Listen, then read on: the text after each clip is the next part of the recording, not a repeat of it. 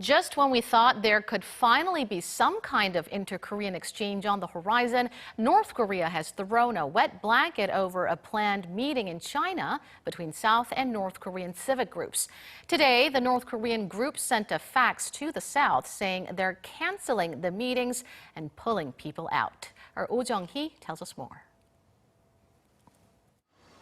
Relay meetings that were to take place between South and North Korean civic groups in the Chinese city of Shenyang this week have been canceled.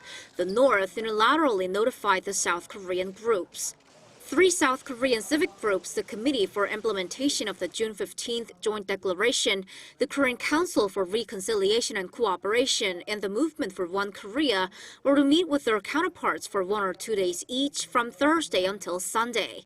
They were to discuss holding a joint event to celebrate the anniversary of the June 15th summit, the first ever inter-Korean summit held back in 2000, as well as inter-Korean civic exchanges.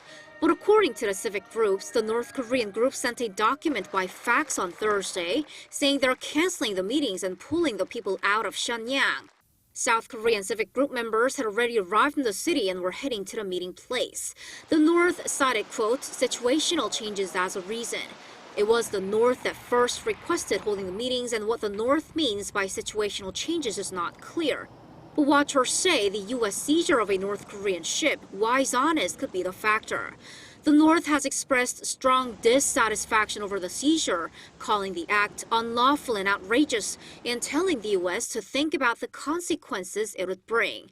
The meeting in Shenyang this week was to be the first direct encounter between the two Koreas amid a lull in inter-Korean diplomacy after the Hanoi summit.